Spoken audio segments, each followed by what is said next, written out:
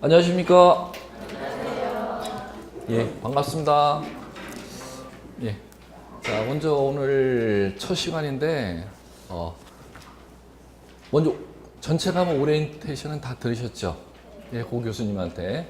예, 저는 이제 어떤 과목을 담당하느냐 하면은 여러분들 지금, 먼저 공부 처음 시작하시는 분 좀, 손 좀 살짝만 드세요.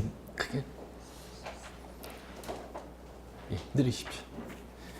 그럼 지금 분포를 보니까 반은 준공인중개사분들, 합격에 90%까지 가 있는 1차 합격하신 분들 반, 그리고 처음 준비하신 분들 반, 지금 이렇게 구성되어 있네요. 그죠?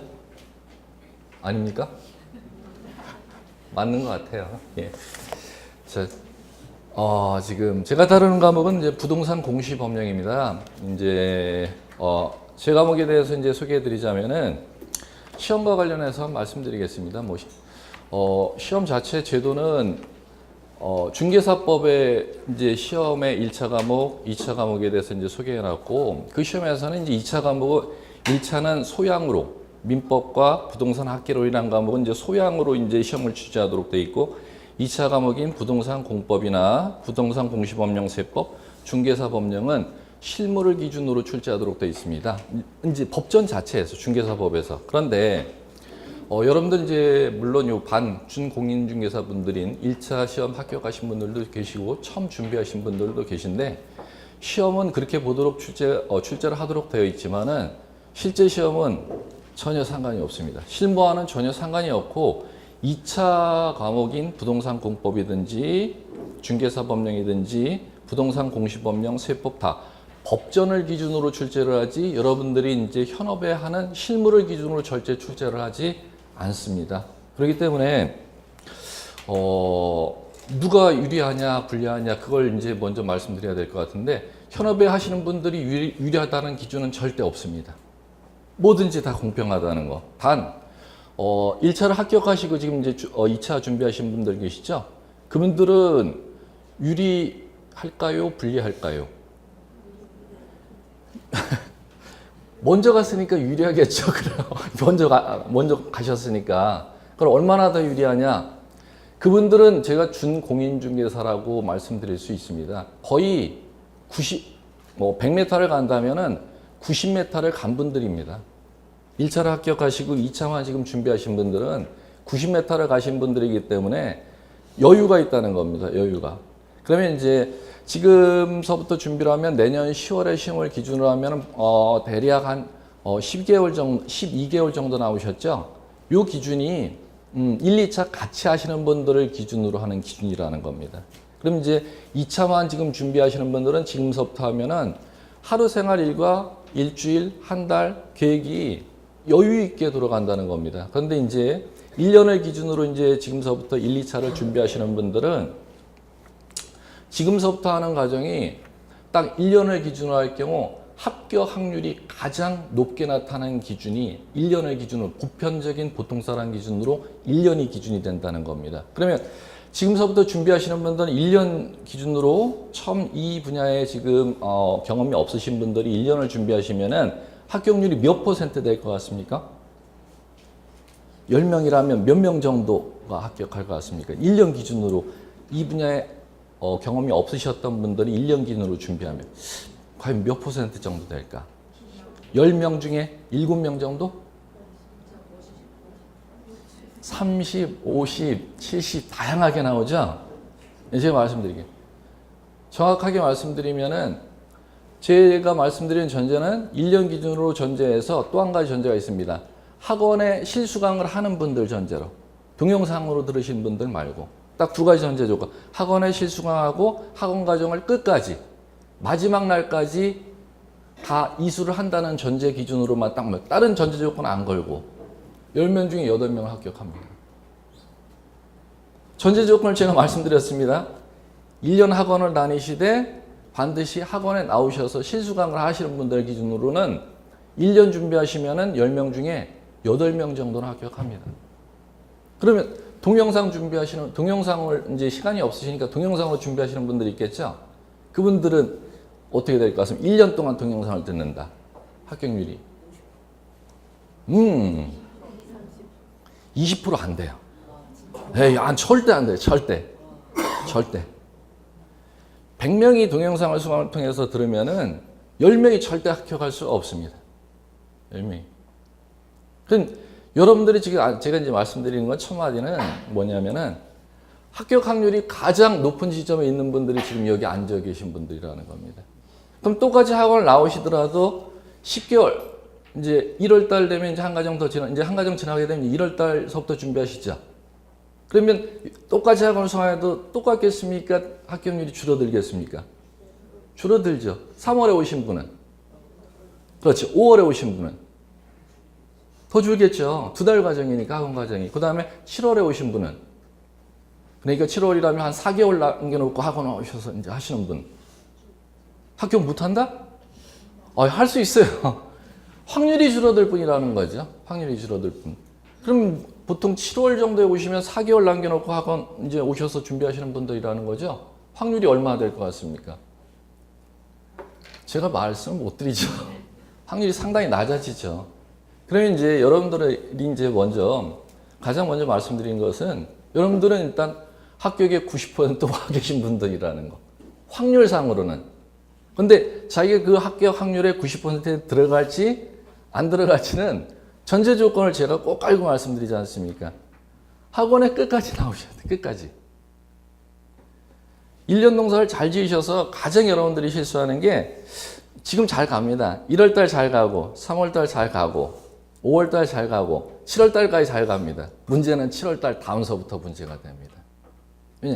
이쪽 분야에 들어서려고 이제 준비를 하셨기 때문에 다양한 옆에 분들의 이제 귀가 들어온다는 거죠, 말이. 그러면 이렇게 공부하라, 저렇게 공부하라. 아니야, 난 공부가 지금 하는데 지금 된 것 같아. 충분히 된 것 같아. 어떤 과목은 모의고사를 한 달마다 한 번씩 봐도 40점. 나 안 되는 것 같아. 옆 사람한테 물어보면 이 사람 얘기 다르고 저 사람 집에 가서 동영상을 더 봐. 아니야, 도서관에 가서 공부를 해야 돼. 이런 식으로 공부 방법이 1년 동안 준비를 하셔도 수백 번 바뀌게 돼 있습니다. 수백 번. 거기에 흔들리시면 안 된다는 것이죠. 거기. 끝까지 학원이 하는 프로그램대로 쭉 따라가면은 1년 후에 저한테 다시 한번 물어보십시오. 10명 중에 자기가 9명이 속할 수 있는 것은 학원이 운영하는 프로그램대로 마지막 날까지 따라서 그들 그래 갈게 이렇게 가시는 분들이 가장 좋은 결과를 가져올 수 있다는 것을 먼저 말씀드리겠습니다. 예. 자, 이제 그럼 이제 저와 함께 이제 다룰 게 여러분들 교재 받으셨죠? 예, 이번 과정은 2차 과목이 지금 요거는 입문 과정이기 때문에 총 3과목이 다 나와 있습니다. 부동산 공법, 그다음에 부동산 공시법령세법, 중개사법. 이렇게 이제 3가지 편제가 이제 한 교재에 이제 다 나와 있는데 여러분들 교재를 보시면 어디를 펴 보시느냐 하면은 134페이지.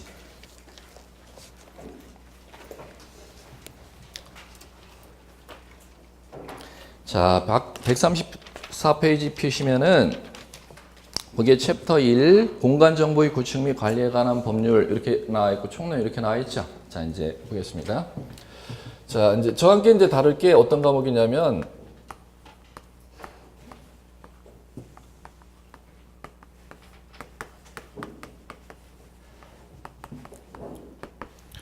부동산 공시법령입니다. 자, 그 부동산 공시법령에서 자, 요 부동산 공시법령은 법률 이름이 아니고 중개사 제도의 시험을 위해서 만들어놓은 편의상 만들어놓은 이름이지 이게 자체가 법률이 아닙니다. 구체적인 이제 법률은 이제 무엇이냐면 2가지입니다. 지금 여러분들 교재의 134페이지의 그 상단에서 소개하고 있는 공간 이것도 줄일게요. 너무 길어요. 정보법. 공간 정보의 구축 및 관리에 관한 법률. 필기는 안 하셔도 돼요. 필기 전혀 안 하셔도 돼요. 제가 필기는 하라 할 때 이건 하십시오. 이렇게 메모하십시오. 말씀드릴게요. 그 다음에 부동산 등기법.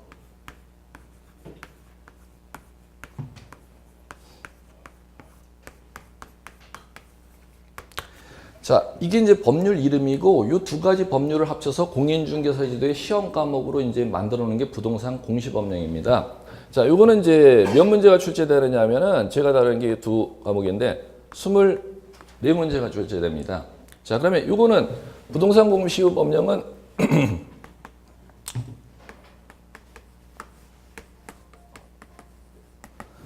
부동산 세법이 있죠. 그럼 부동산 세법이 이제 16문제가 출제가 되고. 그러면 16문제, 24문제에서 2차 과목이 한 과목으로 이제 40문제가 출제가 되는 것입니다. 그러면 세법, 부동산 세법 16문제, 부동산 공시법령 이제 정확하게 다루는 게 이 두 가지 법률 합해서 24문제가 출제가 되는데 여기서 이제 공간정보법 여기에 12문제. 그다음 부동산 등기법이 12문제. 자, 이렇게 출제가 됩니다. 자, 그러면 이제 여러분들이 정확히 다루는 건 이제 24문제를 맞추기 위해서 이제 출제가 정확히 이제 같이 공부를 하는데 자, 24문제, 16문제에서 40문제죠. 그러면 이제 오리엔테이션은 기본적으로 들어갔으니까. 자, 요 40문제에서 몇 개를 맞아야 여러분들 합격한다고 배웠습니까? 몇 개? 몇 개를 맞춰야지 합격할 수 있습니까? 24문제? 23개? 아, 점수로. 이게 이제 독립대 한 과목입니다. 40개 다 맞으면 100점이죠? 요 과목이 부동산 공시법령 세법 합쳐서 먼저 말씀드려 볼게요. 몇 점 맞으면 여러분들 몇 점을 목표로 해야 합격? 60점?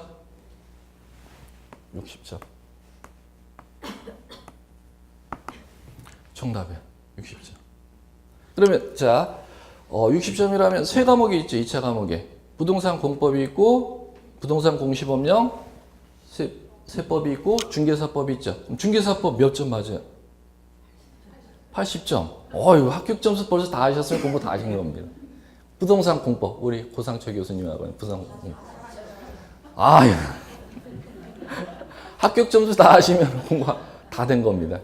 예, 왜 그러냐면 그거 정말 가장 기본적인 얘기인데 제가 처음에 말씀드린 게 공부하시는 과정 중에 수백 번 흔들린다 그랬죠. 그럼 그 수백 번 흔들리는 이유가 자기가 그 과목을 이게 충분히 지금 현재 공부 상태가 된지 안 되었는지 남들보다 부족한지 남아돌아서 여유 있게 해도 되는지 그 체크가 안 되기 때문에 수백 번 흔들리겠죠. 그 기준이 꼭 있으셔야 됩니다. 한 달마다 한 번씩 모의고사 보죠. 난이도와 상관없이 좀 전에 말씀드렸대로 공법 몇 점만 나오면 나 지금 공부 제대로 하고 있는 거다. 그렇죠. 그럼 40점이 안 나오면 현재 상태 부족한 거다. 생각하시고 그 과목에 더 집중을 하시면 되겠고. 그러면 부동산 공시법령 세법은 몇 점이 나오면은 현재 난 공부 남아돌게 하고 있는 거다. 정상적으로 하고 있는 거다. 60점. 중개사법령은 80점. 근데 그거를 절대 1년 내내 까먹고 공부를 하신 분들이 10분에 8분입니다. 중개사법령 이제 하시면 아시겠지만 엄청 쉽습니다. 쉬워요. 근데 모의고사 보면 60점, 50점 나오고 나 60점 나오죠? 이 중개사법 너무 쉽네.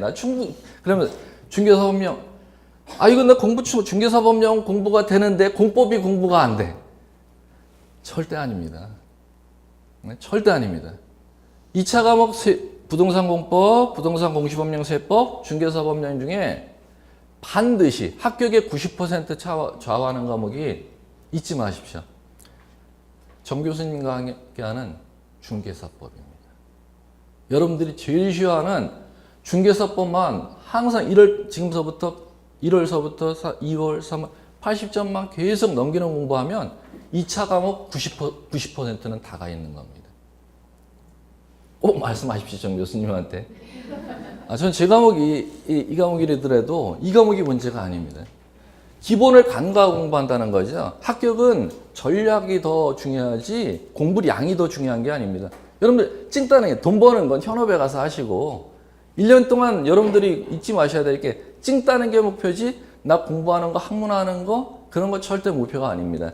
이 증을 얻기 위해서 여러분들이 오셨다면 그 증에 맞는 전략을 짜야 되는데 2차 과목에서는 반드시 중개사법령을 꼭 체크하고 가십시오. 중개사법령이 반드시 80점을 넘겨야 된다는 6월, 7월에 말고 어느 달이든 중개사법령만 80점만 매달 계속 넘어간다면 2차 과목은 90% 이상은 다 공부가 된 상태. 그 다음은 계속 나머지 과목을 끌어올리는 연습을 하시는 거지 중개사법령을 기준으로 2차 과목은 80점이 넘는지 안 넘는지를 꼭 매달 체크하시면서 공부하셔야 된다는 거 아셨죠? 자, 그 다음에 그러면 자, 이제 그 다음 과목이 2차 과목에서 합격 전략의 두 번째가 이 과목은 지금 60점이지 않습니까? 60점이면 40개에서 몇 개 맞아야 됩니까? 계산 한번 해보셨습니까? 한 번이라도 해보시면 24개죠. 그럼 24개면은 세법이 16문제죠. 그럼 세법을 몇 개 정도 전략을 잡고 공부를 하셔야 될 것 같습니까? 세법.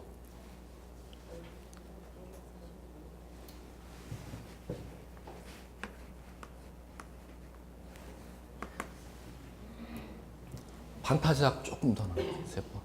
예. 세법도 이제 상당히 쉽게 느끼실 건데, 근데 이 정도는 맞으셔야 됩니다. 세법 몇 개 정도로 전략을 잡으시는 게 가장 현명하냐면 10개. 안 되시는 분은 8개까지 잡으셔도 됩니다. 8개. 예, 반타작 8개. 그러면 공시법령 이제 정확히 다루는 공간정보 구축 및 관리에 관한 법률, 부동산 등기법 12문제죠? 네, 24문제인데, 자, 이제 요 쪽은, 자, 요거는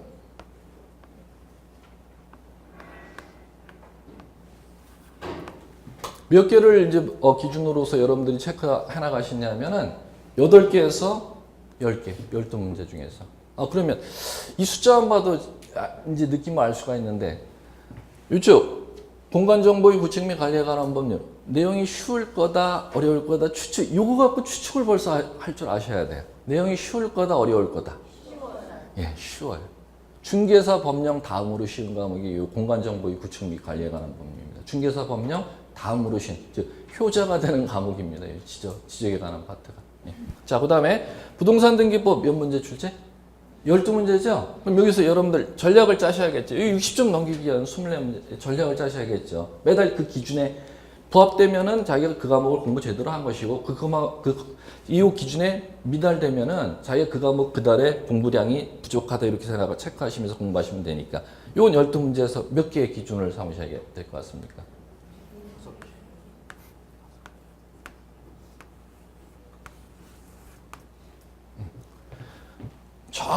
정말 공법 한 80점 이상, 90점 맞는 분들 수준이 8개 정도 맞습니다. 등기법. 지금 그럼 모든 과목에 제일 어려운 과목이 어느 법일 것 같습니까? 등기법 다 포기해요. 거의 반 이상은 다 포기하는 과목이 이 과목입니다. 왜 그러냐면은 참고로 법무사에서 똑같은 시험 범위에 30문제, 그것도 문항수가 적다고 하는데, 법무사에서 30문제 출제하는 과목을 여러분의 똑같은 시험 범위에서 12문제를 배당해서 출제를 하고 있습니다. 그러니까 이제 3학에서 반을 찾기 식으로 이제 문제가 출제가 된다는 것이죠. 그러면 올해 이제 27회 문제 경향만 봐도 이제 알 수가 있는데, 이제 그런 것이죠. 하나의 주제를 갖고 시험 문제를 하나씩 내는 게 이제 원칙인데, 그게 이제 중요하냐 안 중요하냐 둘째 문제에 떠나서, 이제 올해 같은 경우 경향은 12문제 중에서 5문제를 책을 전부 한 문장씩 지문해서 만드는 일반론 문제가 4문제나 출제되었습니다. 그럼 이 챕터에서 한 문장, 저 챕터에서 한 문장, 저 챕터에서 한 문장, 저 챕터에서 한 문장, 저 챕터에 갖고 5문장을 책 한 권을 봐야 한 문제를 만들 수 있는 지문 구성으로 만드는 문제 유형이 4문제나 출제가 되었습니다. 다른 과목은 그럴 수가 없어요. 다른 과목은 주제 하나를 갖고 한 문제, 주제 하나를 갖고 한 문제. 일반 전체 책 챕터를 기준으로 한 문제 내는 과목은 없을 겁니다. 근데 등기는 진짜 제가 봐도 어렵습니다, 여러분들. 그러니까 전략을 잘 짜셔야 돼요. 등기나 열심히 해보겠다. 수업 기준으로만 따라오십시오. 수업 기준으로. 그 정도만 해도 그냥 수업 기준으로 따라오시는 분들 정상으로 따라오면 8개. 그 수업에서 소화를 다 못하고 반 정도만 해도 5개 이상은 맞출 수 있는 걸 기준으로 여러분들이 공부 전략을 짜시면 충분할 것 같습니다. 그래갖고 공시법령 세법에서 이제 이 정도 기준으로 해갖고 공시법령이 최소한 몇 점은 나오게 여러분 전략을 짜셔야 된다는 거 60점, 예, 24개 공법 그리고 40점, 예, 18개 기준으로 여러분들이 전략을 짜셔서 공부해 주시면 될 것 같습니다. 자, 그럼 이제 요 공간정보법 및 부동산 등기법 이쪽이 이제 제 과목 얘기인데, 제 과목이 이제 일반론을 뭐를 배우는 과목인지를 좀 말씀드릴게요. 공간정보의 구축 및 관리에 관한 법률에서는 요거를 다 여러분들의 시험 범위가 아니라 이 법률은 방대합니다. 이 법률 중에서 여러분들 이제 시험은 뭐냐면은 2장에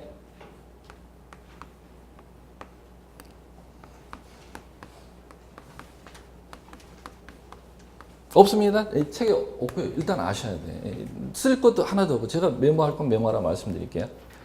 공간정보의 구축 및 관리에 관한 법률의 2장이 지적 측량이라고 되어 있습니다. 요거만 시험 범위로 한다. 이렇게 중개사 법령에 규정되어 있습니다. 그 다음에 공간정보의 구축 및 관리에 관한 법률 중 장 3장 2장 4절이죠. 요건. 2장에 우리나라에서 하는 이제 측량이 5가지가 있는데 5가지 측량해갖고 1절, 2절, 3절, 4절, 5절이 있는데 그 중에 4절에 나오는 지적 측량만을 시험 범위로 합니다. 그 다음에 3장이 지적 파트입니다. 자, 그럼 결국 여러분들이 이제 요 법률 전부가 12문제 시험 범위가 아니라 이 법률 안에서 자, 2장 4절에 나오는 지적 측량하고 3장에 나오는 지적, 3장 법전 제목이 지적 이렇게 되어 있습니다. 지적. 요 두 가지만을 시험 범위로 하고 부동산 등기법은 이 전체가 시험 범위입니다. 이 전체가. 자, 그러면 이제 여러분들 교재 이제 잠깐 봐주세요. 134페이지. 134페이지. 자, 그게 챕터 1 법률 이름 나오고 1절 최종 목적 찾으셨습니까? 예, 거기 잘 볼게요. 그게 1조인데 자, 측량 및 수로조사 이렇게 나오는데 찾으셨죠? 측량 동그라미 쳐보세요. 측량 동그라미. 동그라미 치셔서 그 옆에다가 자, 이렇게 메모세요.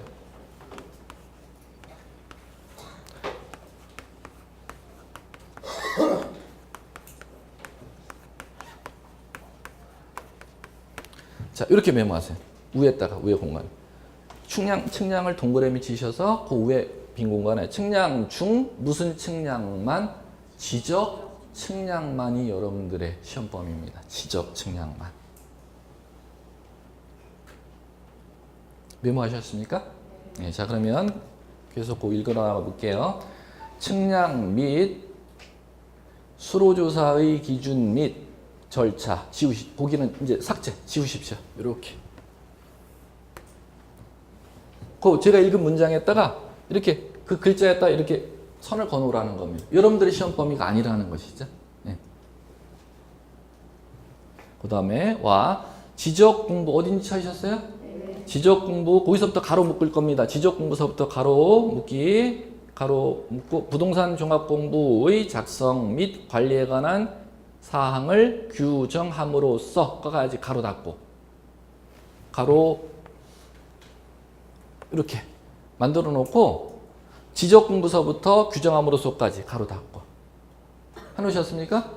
네. 예, 그게 이겁니다. 예. 예.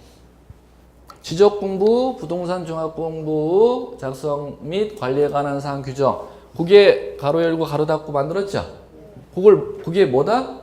3장 법전에 나와 있는 지적입니다. 지적. 네. 자, 에 관한 사항을 규정함으로써 국토의 효율적인 관리, 해상 교통 안전 및 국민의 소유권 보호에 기여함을 목적으로 한다. 이렇게 나와 있죠? 자, 거기서 제가 읽었던 거에서 이제 또 이렇게 슬랫 줄 긋고 해상 교통의 안전 거기 줄 그십시오. 이렇게 제가 줄 그라는 것 같이 줄 보십시오. 지우라는 겁니다. 그거는 여러분들 지적에 관련된 목적이 아니라는 것이죠. 일반 측량의 목적, 수로 측량의 목적은 될 수 있을지언정 여러분들 시험 범위에 들어가는 지적 측량의 목적은 아니라는 거죠. 지적 측량과 지적의 목적은 아니라는 것이죠. 그러면 지적 측량과 지적의 목적은 국토의 효율적인 관리와 국민의 소유권 보호에 이바지. 그게 이제 지적 측량과 거기 들어보시죠. 지적 측량과 지적을 이 법전에 규정해 놓은 목적은 두 가지 목적이라는 겁니다. 국토를 효율적으로 관리하고 개인 토지 소유권 보호를 목적으로 한다는 겁니다. 자, 이제 그건 여러분들 기초 이론이고 그걸 알 필요는 없습니다. 굳이. 예, 그 필요 없는 얘기고. 자, 이제 본론으로 들어가 보겠습니다. 자, 그러면 요 공간정보의 구축 및 관리에 관한 법률에서 자, 이제 다루는 게 지적이라는 것이고, 자, 여러분들 시험에서 다루는 것은 부동산 등기법에서는 이제 등기라는 걸 이제 다루는 것이죠. 이 두 가지를 이제 다뤄나가는데 법률에서 자, 이쪽과 이쪽의 이제 관계를 이제 첫째 시간에 설명드리겠다는 겁니다. 전체 일반어. 이제 시험 문제 가장 어렵게 최고 난이도로 날 때 이제 이 문제를 출제합니다. 그런데 여러분들이 지적과 등기의 관계를 일반론을 아셔야지, 아, 이 과목이 뭐 배우는 거다, 지적이 뭐 배우는 거다, 등기가 뭐 배우는 거다를 이제 이해해 나갈 수가 있다는 거죠. 이제 둘째 시간부터 하는 얘기를. 자, 이제 보겠습니다. 자, 이렇게 토지가 있다는 겁니다. 자, 보십시오. 이 토지가 여러분들 내 땅이라는 용어를 들어보셨죠? 아, 이거 내 거야. 땅이 내 거야. 그러면 토지는 민법의 물건이라는 겁니다. 그러면 물건 중 이 토지가 부동산인데 이 토지라는 부동산을 갖다가 거래하려면은 자, 먼저 내 땅만큼을 거래할 수가 있다는 거죠. 그럼 내 땅이라는 게 민법의 이제 용어로는 뭐라고 그러냐면은 내 땅이 뭐 아무것도 아닌데 뭐. 내 땅을 법률 용어로 뭐라고 부른다? 네, 소유권. 그러면 어디까지 내 땅이요? 라는 걸 먼저 정할 필요가 있다는 거죠. 그럼 이 토지 소유권 하나가 미치는 범위를 정하기 위해서는 내 땅이 이만큼이요. 이 내 땅이 소유권이 미치는 범위를 정하기 위해서 필요한 게 지적입니다. 그러면 이 토지 소유권 하나가 미치는 범위를 이제 정하기 위해서 이 소유권에 미치는 범위를 정하기 위해서 하는 측량의 이름을 지적 측량법에서 이렇게 만들어 놨습니다. 소유권 하나가 미치는 범위를 정하기 위한 측량을 지적 측량이라고 법률용어를 정해 놨습니다. 그러면 이 땅 소유권 하나가 미치는 범위를 지적 측량을 통해서 자, 요거 소유권이 미치는 범위가 여기까지야. 요걸 그려놓은 걸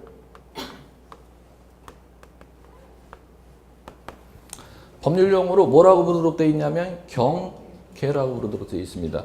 그러면 측량을 통해서 소유권이 미치는 범위를 경계를 그려놨고, 그럼 경계선 안에 자, 이 소유권이 미치는 범위 내 면적 넓이가 100제곱미터야, 250제곱미터야, 300제곱미터야 각기 다를 수가 있죠. 왜? 소유권 하나가 미치는 범위는 똑같이 100제곱미터가 하나씩이 아니지 않습니까? 소유권이 미치는 범위 넓이는 면적은 다 다르지 않습니까? 그러면 이 경계선 내에 소유권이 미치는 범위 내에 자, 넓이를 이제 구해놓은 걸 법률용어로 면적 이렇게 부릅니다. 그러면 자, 이제 먼저 배웠네. 그럼 지적에서 지적 측량은 소유권 하나가 미치는 범위인 경계와 면적을 정하기 위한 지적 측량을 지적 측량이다 법에서 이렇게 부르되어 있습니다. 그러면 경계와 면적을 지적 측량을 통해서 구했으면은 자, 이 땅의 이제 용도라는 걸 이제 구해야 됩니다. 이 땅이 무엇으로 쓰일 것인지를 국가가 정해줘야 된다는 거죠. 그러면 땅이 쓰이는 용도는 땅 주인이 절대 정하는 게 아니고 이 땅을 만들어 나가는 것은 국가가 만들어 나갑니다. 자, 그러면 이 국가기관이 이제 지적소관청이 이제 바로 용어 배울 텐데 지적소관청이 이 땅은 주거용, 상업용 건축물을 지을 수 있는 땅의 용도로서 그게 여러분들이 이제 가장 많이 들어본 자, 땅의 용도를 지목이다 이렇게 부르는데 이 땅은 주거용, 상업용 건축물을 위한 땅으로 땅의 용도를 써라고 시장, 군수, 구청장이 이제 정해줍니다. 그걸 지목이라 하고 그 지목의 이름을 이제 여러분들 가장 많이 들어보셨지 않습니까? 이 땅은 대지야 이렇게 부르는 거 많이 들어보셨죠? 자, 그러면 이 땅의 용도를 자 이제 결정했으면 경계, 면적, 자 면적은 이제 측량해서 산출 결정된 면적이 85제곱미터야. 이렇게 이제 결정을 했고. 그러면 소유권이 미치는 범위인 경계, 면적, 지목 정하면 이 땅 최초 이 하나의 소유권을 누가 가질 건지 소유자를 정해줘야겠죠. 그러면 최초 소유자를 성명만 제가 법률에서는 다 가불병 맨날 이렇게 부르니까 개똥이 소똥이 뭐 이런 이름 안 부르겠어요. 무조건 시험에서도 민법 시험지든 중개사법 시험지든 여러분들 이제 가불병 맨날 가불병 익숙해지셔야 돼요. 자, 이 땅 소유권은 갑으로 이제 이렇게 정하죠. 그 다음에 이 땅 그러면 대한민국의 이 갑이 소유하고 있는 이 땅이 대한민국에 어디에 있는 땅이야라는 걸 정해줘야 되지 않습니까? 그걸 자 법률용어로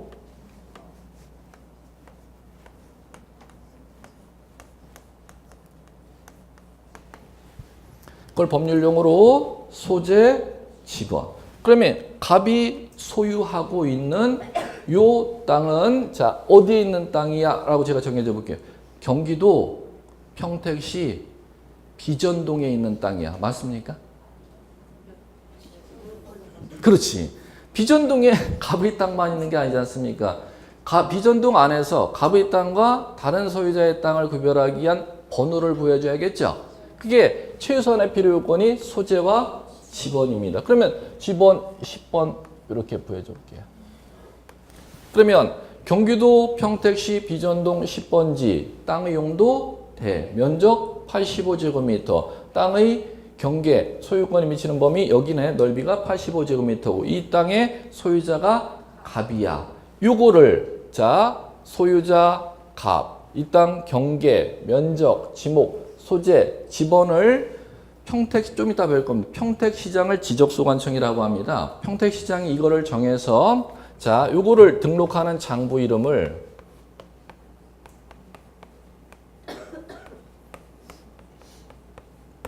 그 장부 이름을 지적공부 이렇게 부릅니다. 그러면 지금 요 정보를 갖다가 요 지적공부에 요거를 갖다가 지적공부에 기록을 해야겠죠.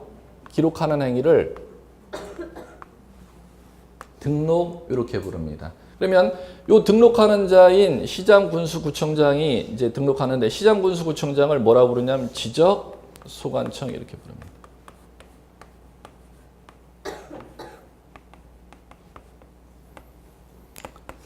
자, 그러면 시장군수구청장이 지적공부에 무엇을 등록해요? 이렇게 이제 거꾸로 물으면은 시장군수구청장인 지적소관청이 지적공부에 등록하는 건 이 땅 소유권에 관한 사항, 이 땅의 소재, 지번, 지목, 면적, 경계에 관한 사항을 지적공부에 등록하도록 되어 있습니다. 그럼 이제 잠깐 여러분들 가장 기초 개념으로 이제 다시 갈게요.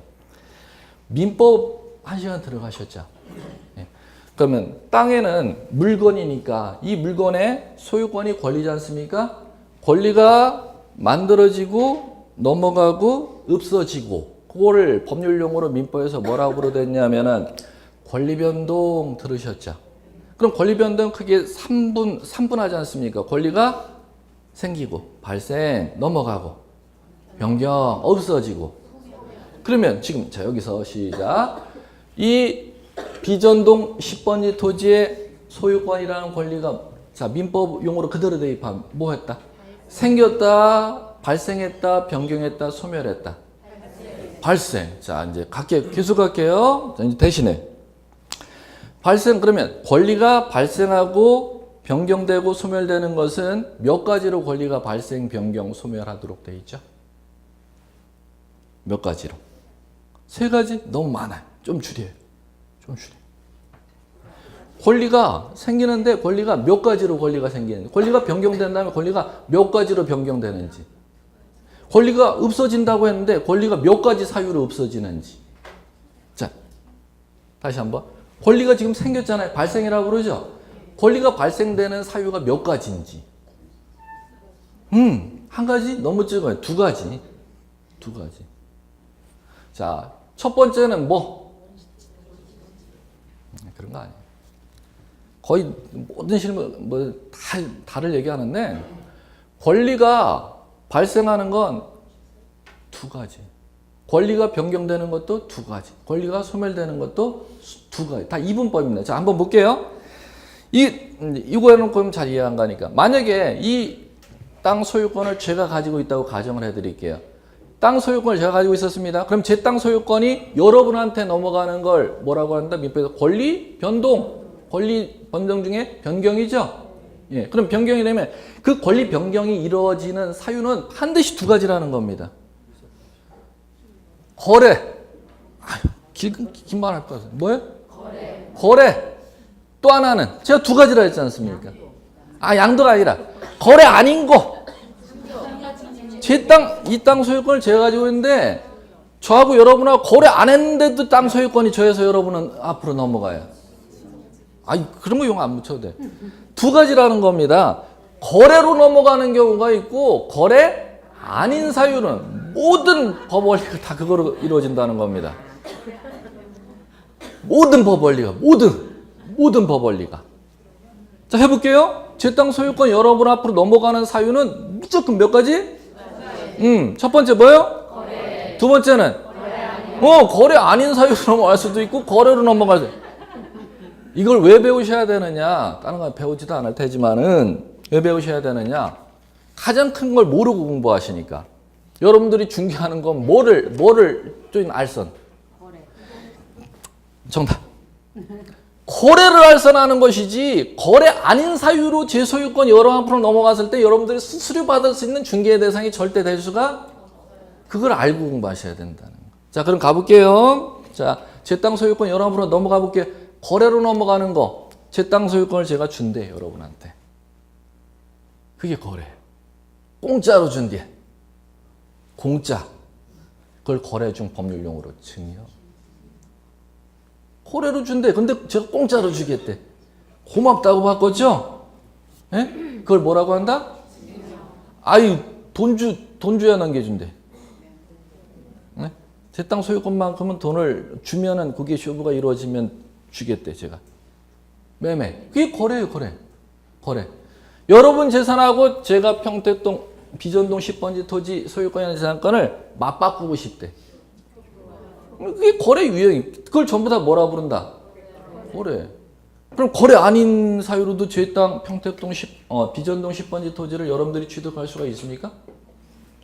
왜 없어요? 아이, 두 가지 되니까. 거래 아닌 사유로 제 땅 소유권, 비전동 10번지 땅 소유권 저한테 있지 않습니까? 여러분들이 가져갈 수가 있어요? 예, 해야 돼. 예. 있죠? 제가 빚에 허덕이다가 제 땅, 채권자가 제 땅을 법원에 소송 걸어갖고, 채권 소송 걸어갖고, 판결만 받아갖고, 경매법원에 냅다 올려놨어. 그랬더니 여러분들이, 아유, 이거 낙찰, 60까지 떨어졌어. 예? 그러면, 제시해서 그 금액을 냈더니 법원에서, 너 가져! 이렇게 한 겁니다. 그걸 뭐라고 그래?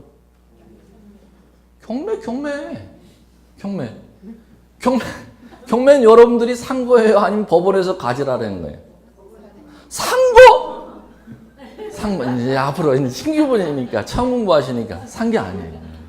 법원에서 가지라는 거예요. 넌 그 금액, 5억, 네가 제시하는 금액 적당하니까 너 가져. 법원에서 가지라 해서 여러분들이 제 땅 소유권을 취득하는 거지 거래로 취득하는 게 절대 아니라는 겁니다. 그럼 다시 원위치. 다시 가면 다시 원위치로 와야죠. 이걸 왜 했느냐. 자, 그러면 소유권 권리가 발생하고 변경되고 소멸되는 건 지금 변경을 예를 들었죠. 변경되는 뭐로? 거래로 변경, 거래 아닌 사유로 변경. 그럼 소멸되는 것도 거래 소멸, 거래 아닌 사유로 소멸. 그러면 여러분들이 나중에 중개사무소 중개사익증을 따서 사무실 개업 등록하면 개공이 되는 거죠. 개업공인중개사가 되지 않습니까? 그러면 알선할 수 있는 대상은 뭐로 인한 사유로? 그렇죠. 거래를 알선하는 것이지 거래 아닌 사유로 취득하는 것에 대해서는 알선해서 수수료를 받을 수 있는 대상이 아니라는 겁니다. 그러면 이제 여기서 이 땅 소유권도 처음 갑이 소유권을 취득하지 않습니까? 그럼 이 땅 소유권을 취득하는 건 좀 전에 소유권이 변경할 때는 거래냐 거래 아닌 사유로 변경될 수 있다 그랬지 않습니까? 그런데 소유권을 처음 취득하는 것은 절대 거래로 취득할 수가 없도록 되어 있습니다. 그럼 뭐로만 소유권을 지금 이 땅이 처음 만들어졌으니까 소유권을 처음 취득하는 것은 일반적인 권리가 변경되는 것은 거래 아닌 사유 두 가지 사유로 변경될 수가 있는데 소유권을 처음 취득하는 것은 거래로 취득할 수가 없고 법률 규정이라 거래 아닌 사유를 민법에서는 이제 법률 규정이라고 하는 겁니다. 그러면 소유권을 처음 취득하는 행위를 민법상 원시 취득이라는 법률 용어를 부르고 원시 취득이라는 것을 거래로 취득할 수 있느냐 거래 아닌 사유로 취득할 수 있느냐 두 가지를 배웠는데 처음 취득하는 것은 절대 뭐로 취득할 수가 없다? 거래로 취득할 수가 없고 거래 아닌 사유. 거래 아닌 사유를 이제 민법에서는 뭐라고 부르냐 하면은 법률 규정이다. 이제 앞으로 이렇게 불러나갈 겁니다. 예, 법률 규정 이렇게 불러나갈 겁니다. 그러면 법률 규정의 그 법이 어느 법이냐면 지금 저와 함께 다루는 공간정보의 구축 및 관리에 관한 법률입니다. 그럼 공간정보의 구축 및 관리에 관한 법률에 의하면은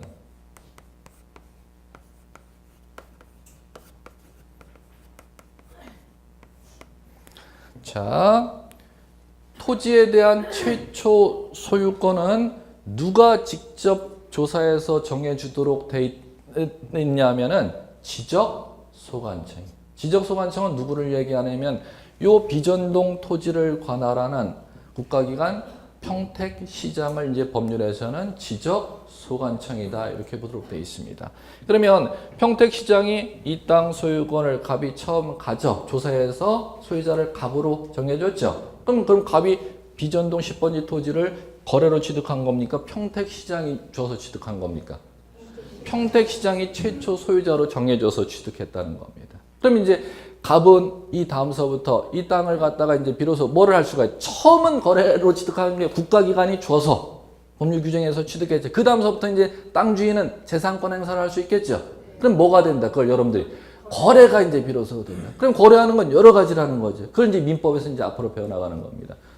이 소유권을 넘기는 거래를 할 수도 있고, 그 다음에 돈이 없으면 소유권 그대로 가지고 돈을 땡기는 거래도 할 수 있습니까? 그게 뭐? 돈이 있는 급해. 근데 내 재산을 갖고 돈을 땡겨. 남한테. 담보. 그게 이제 여러분들 은행 가서 이거 재산 맡기고 땡기면 되지 뭐 돈. 그게 저당 설정. 그 다음에 세입자를 들여서 돈을 땡길 수도 있나? 내가 직접 쓰지는 않아요. 세입자를 들여서 돈 땡길 수 있네?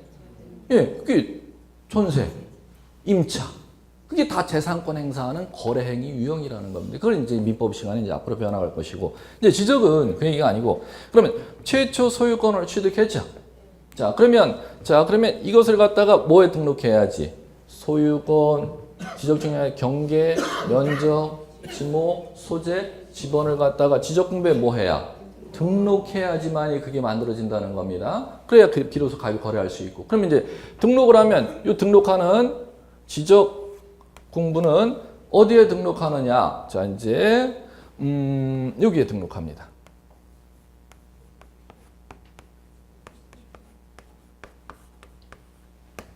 어디에 등록한다? 토지대장. 또 뭐가 있냐면 대장은 임야대장이 있습니다. 임야대장에 절대 등록 못합니다. 참고로. 예. 왜 그러냐면은 임야대장은 일본 애들이 우리나라 통치했을 때가 언제죠? 이 국사 공부인지 역사를 잊은 민족에게는 미래가 없다. 역사 다 잃어버리셨죠. 언제 배웠어요 역사를? 그쵸? 초등학교 시절. 자, 1900 몇 년? 일제가 우리나라 통치한 때가 언젠지 모르시네. 1930년? 1910년. 1910년. 그 항복 언제 되고요? 예, 그게 일제 통치 시대잖아요. 우리나라 주권이 없었던. 그죠? 예. 그때 일본 애들이 이걸 만들었어요. 뭐 하려고? 그렇지. 약탈하려고. 간단해. 일본 애들이 우리나라 식민지 지배하는 이유가 약탈하려고 식민지 지배하고 다른 나라 땅 따먹게 하는 것이죠. 뭐. 그러면 약탈하는데 첫 번째 약탈의 목적이 있겠죠. 첫 번째 약탈의 목적은 일본은 섬이죠. 간단해요. 걔는 화산으로 돼 이루어진 식량 확보하기 위해서. 그러면 전답 통치할 조선인들이 어디에 거주하는지 거주지 거기부터 이제 먼저 등록 작업을 했겠죠. 거기에 토지대장 지적도에 등록 작업을 했던 겁니다. 전이나 답이나 그 다음에 조선인들 거주지에 대해서. 그러면 그게 한 4년간에 걸쳐서 8년 동안 이루어지고 1918년 되면 조선 임야 조사령이라는 게 이제 공포가 됩니다. 일본 애들이. 그래갖고 토지대장 지적도에는 이제 보통 이제 어떤 땅이 이제 등록되었을 때 일본 애들 우리나라 통치해서 조선인들 통치하고 자기네로 쌀을 생산하기 위한 땅이 어디 있는지를 조사하기 위해서 토지대장 지적도에 골 등록 작업을 했다는 거죠. 그러면 그 18년 동안 1918년까지 나머지 8년 동안 우리나라 땅을 다 등록을 못했지 않습니까? 등록을 못한 땅을 이제 나머지를 임야조사령이라는 걸 반포해서 임야대장, 임야도에 등록 작업한 겁니다. 그럼 우리나라 땅은 시군구청에 가보면 지적공부에 등록되어 있으면 두 군데로 등록되어 있겠죠? 어디에? 토지대장에 등록되어 있거나 임야대장에 등록되어 있는데 처음 태생이 아예 일본 애들이 등록해놨기 때문에 잘못됐다는 거죠. 그러면 토지대장, 임야대장에 등록한 거 우리나라가 스스로 등록한 겁니까? 일본 애들이 우리나라 통치하려고 등록해놓은 겁니까? 우리나라 통치하려고 등록해놓은 그 잘못된 관습을 갖다가 지금 100년이 지나도 못 고칩니다. 무슨 얘기인지 아시겠죠? 그냥 광복 이후에 그 토지대장, 임야대장을 그대로 인수인계 받아서 우리나라에서 그대로 사용을 했고 현재까지도 그걸 사용하고 있죠. 그러면 토지대장, 임야대장 구분해서 등록할 필요가 있습니까? 없습니까? 없죠. 전 세계에 그런 건 우리나라밖에 없다는 것이죠. 일본인도 우리나라를 통치하려고 지적을 아예 만들어 놨었기 때문에. 그러면은 자, 광복 이후에는 그러면 다 어디로 이제 등록 작업을 한다? 인수인계 받고 나서는 임야대장의 신규 등록은 안 하겠죠. 장부를 일원화시켜야 되니까. 어느 쪽으로? 그럼 제가 이걸 말씀드린 서두를 던졌던 이유가 비전동 10번지 토지가 임야대장이라는 장부도 있잖아. 거기에는 등록 작업을 한다 안 한다? 안 한다. 토지대장에만 등록 작업을 하고 임야대장은 다 죽이는 작업을 하는 것이죠. 네. 자, 그러면 토지대장에 등록 작업하죠. 자, 그리고 이 땅의 경계를 갖다가 여기에다 그려놨습니다. 자, 어디에다 그려냐면 지적도라는 도면에. 그럼 이제 잠깐, 자, 여러분들 오늘 프린트물 받으셨죠? 이제 보셔야지. 이제 여러분들 1년 동안 공부해 나갈 게 지적이 이거예요. 이 토지대장. 네. 그러면 지금 자, 토지대장 가로해놓고 임야대장 이렇게 써 있는 중단 위에 부분에 찾으셨어요? 예, 자, 이제 왜 그렇게 써 있는지 아시겠죠? 토지대장하고 임야대장이라는 게 있는데 토지대장하고 임야대장 양식은 똑같다는 겁니다. 그러면 차이는 뭐 어떤 차이밖에 없다? 차이는 어떤 차이밖에 없으면 두 글자 차이밖에 없어요. 곧 그 장부 이름에 토지자냐 임야자냐 그 안에 양식의 모든 내용이 토지대장하고 임야대장은 다 똑같다는 겁니다. 아시겠죠? 자, 그러면 여러분들이 지적 12문제에서 지적 12문제 출제된다 그랬잖아요. 그러면 이 양식에서 시험 문제가 날 것 같습니까? 네, 최소 3문제. 이거 하나 갖고 그냥 3문제예요. 그럼 시험에서 어떻게 묻느냐? 뭐 실무 이런 거 안 물어요. 이거 직접 장부 그려놔요. 시험지. 그래갖고 이거에 대해서 구체적으로 다 물어요. 다. 그럼 암만 안 나도 몇 문제 이상은 2문제. 많이 날 때는 심지어 4문제까지 나요. 이거 하나 갖고. 반드시 몇 문제는 난다.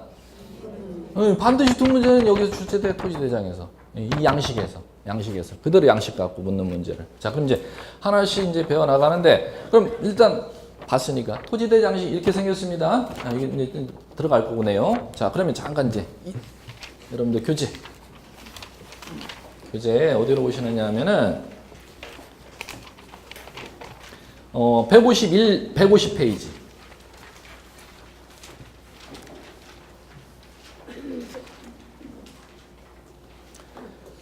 (150페이지) 뭐 쓰고 자식 할 거 없어요. 네. 거기 150페이지 피셨습니까? 네, 그게 지적도예요. 지적도. 그러면 자, 잠깐 거기 들어보시면 이제 이해하실 거. 그럼 이 토지대장 하나입니다. 토지대장 장부 하나죠. 그럼 토지대장 하나는 땅 하나마다 토지대장 이거 하나 만들어요. 이게 비전 10번지 토지라면 10번지 토지에 이 토지대장 이 종이 한 장 만들어요? 그러면 돼. 맞아. 땅 하나마다 토지대장 하나씩 만드는 거야. 이렇게 이해하시면 돼요. 자, 이제 두 번째 할 거. 150페이지 보셨죠? 네. 지적도 하나가 있죠? 지금 거기에 지적도가 이렇게 그려져 있지 않습니까?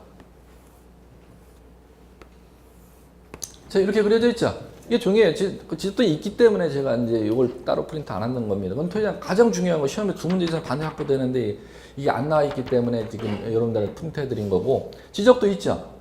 그럼 이게 종이 한 장입니다. 지적도도 폴리캔트지로 이제 재질로 되어 있는데 이 지적도에 자 네모가 있죠. 그리고 그 안에 이제 이렇게 그림이 있지 않습니까? 이렇게 뭐 이렇게 되고 뭐 이렇게 되고 이렇게 되고 그림 있잖아요. 그러면 요걸 필지와 필지 이제 구별해 놓고 거기에 뭐 상단에만 보면 이렇게 돼 있네. 30전 이렇게 돼 있죠.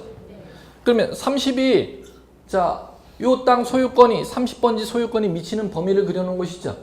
아, 제가 말씀드리는 게 이걸 먼저 아셔야 된다. 토지대장은 하나가 한 필지마다 땅 하나마다 하나씩 만들어지는데 지적도 하나는 한 필지마다 하나씩 그려집니까? 여러 필지가 한 장의 지적도 그림 안에 그려집니까? 아니, 그걸 먼저 이해 작업을 하시라는 거죠.